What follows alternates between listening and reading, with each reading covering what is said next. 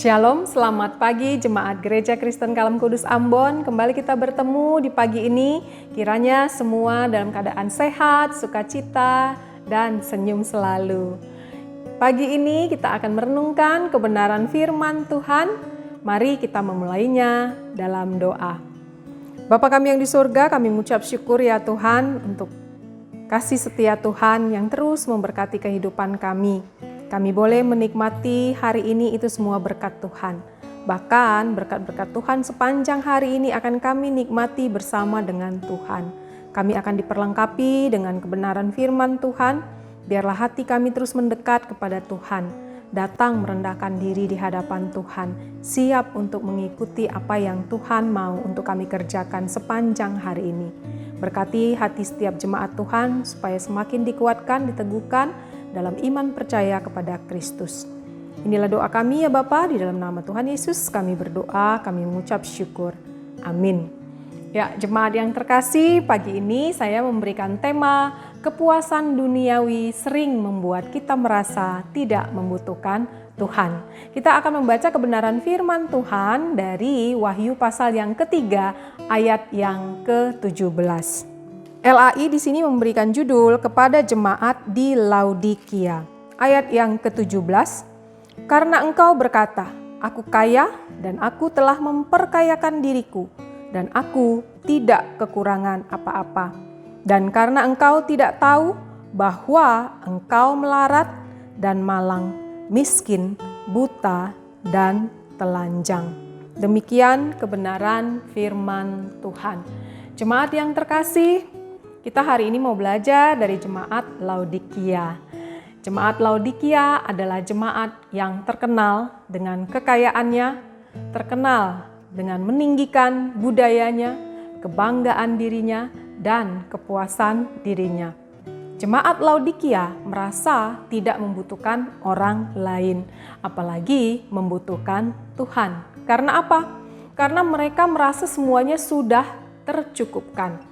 Kekayaan yang mereka miliki itu membuat mereka seakan-akan tidak melihat ada orang-orang yang miskin di sekitar mereka.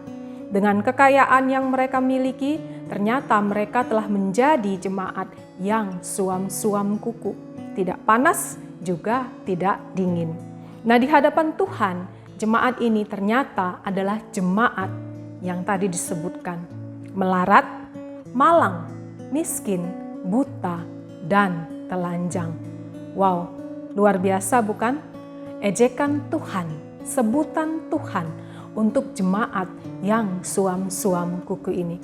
Nah, di tengah ejekan Tuhan terhadap jemaat di Laodikia ini, Tuhan meminta mereka untuk bertobat. Tuhan tidak menghendaki orang yang percaya itu setengah hati di dalam mengikut Tuhan. Jemaat yang terkasih, ketika saya merenungkan kebenaran firman Tuhan ini, saya jadi ingat dengan kondisi wabah corona yang mendunia saat ini. Tuhan mengizinkan kita hidup di tengah-tengah wabah corona ini, tentu ada maksud dan rancangan Tuhan yang hendak digenapi. Bisa saja Tuhan mengizinkan wabah ini karena banyak anak Tuhan yang sudah terlalu nyaman dengan hidup mereka seperti yang dialami oleh jemaat Laodikia. Sehingga Tuhan ingin mereka berbalik, mereka bertobat, kita berbalik, kita bertobat dan mencari Tuhan. Tadinya mungkin kita merasa tidak membutuhkan Tuhan seperti jemaat Laodikia, tapi marilah kita datang, marilah kita merendahkan diri di hadapan Tuhan. Atau bisa saja dengan adanya wabah COVID-19 ini, mungkin ada orang yang tidak percaya Tuhan atau istilahnya ateis, akhirnya mereka menjadi percaya Tuhan. Saya ada dapat video juga bagaimana seorang yang ateis, tetapi di saat wabah COVID-19 ini, Roh Kudus berbicara kepadanya dan dia menjadi percaya kepada Kristus.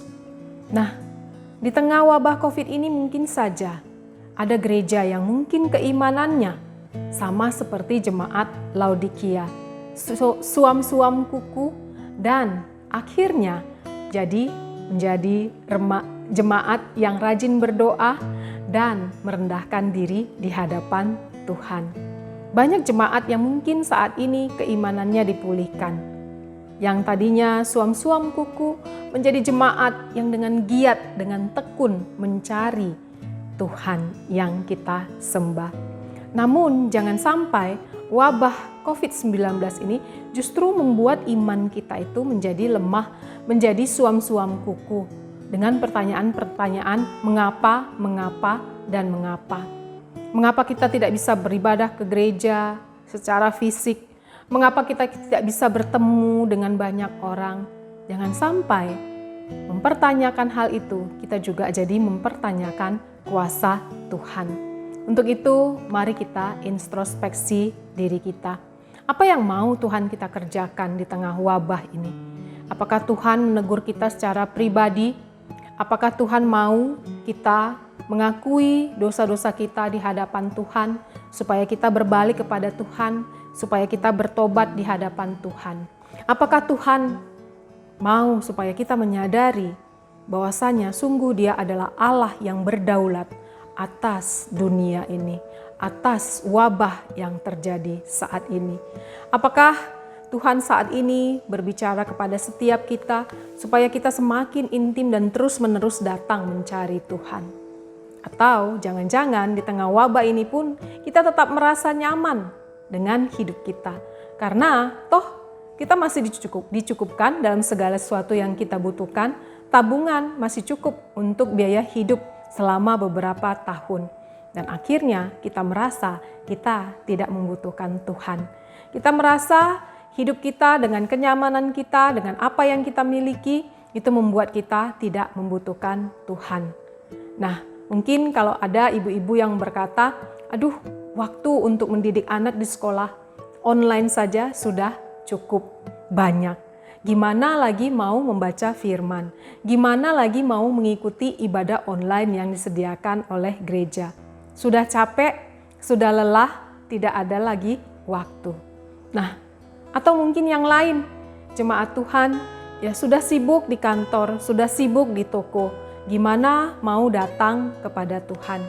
Jangan sampai kita menjadi orang Kristen yang suam-suam kuku seperti jemaat yang ada di Laodikia. Untuk itu, mari kita mengingat firman Tuhan dalam Matius 6 ayat yang ke-33 yang berkata, "Carilah dulu kerajaan Allah, maka semuanya ditambahkan kepada kita." Untuk itu, kita jangan lesu. Kita jangan patah semangat, tetap cari Tuhan. Jangan fokus kepada harta dunia. Tapi mari semangat mencari Tuhan, belajar tentang kebenaran firman Tuhan. Dan mari tempatkan Tuhan sebagai tempat yang utama di dalam hidup kita. Biarlah aktivitas kita yang lain itu boleh kita nomor duakan dan kita menomor satukan Tuhan. Karena kita mau menjadi orang-orang yang meletakkan kepuasan hidup kita hanya di dalam Tuhan. Amin. Mari kita berdoa. Bapa, kami mengucap syukur kalau kami boleh belajar dari jemaat Laodikia, supaya kami tidak merasa puas dengan kenyamanan hidup yang kami alami sekalipun di tengah wabah ini. Ampuni kami ya Tuhan, jika kami saat ini Tuhan telah meninggalkan Tuhan secara tidak sadar. Kami meletakkan kenyamanan kami, kepuasan kami dengan harta, dengan hiburan, dengan apapun yang kami miliki yang ada di dalam dunia ini. Tuhan, kebenaran firman Tuhan pagi ini biarlah menegur setiap kami Tuhan, yang meletakkan kenyamanan kami, kepuasan kami kepada hal-hal yang sifatnya sementara. Tuhan, biarlah jemaat Tuhan ingatkan terus untuk terus datang kepada Tuhan, mengintrospeksi diri kami di hadapan Tuhan. Jika ada dosa yang hendak kami akui di hadapan Tuhan, biarlah secara pribadi kami boleh mengakuinya di hadapan Tuhan, dan kami mau bertobat, berbalik, kembali kepada jalan Tuhan yang membawa kami kepada hidup yang kekal itu. Terima kasih ya Bapa. Setiap aktivitas jemaat Tuhan, setiap usaha pekerjaan yang akan dikerjakan hari ini, Tuhanlah yang memberkati. Pemeliharaan perlindungan dari Allah Bapa, Putra, dan Roh Kudus, itulah yang melingkupi setiap jemaat Gereja Kristen Kalam Kudus Ambon. Terima kasih ya Bapa. Di dalam nama Tuhan Yesus kami berdoa, kami mengucap syukur. Amin. Selamat pagi, selamat beraktivitas. Tuhan Yesus memberkati.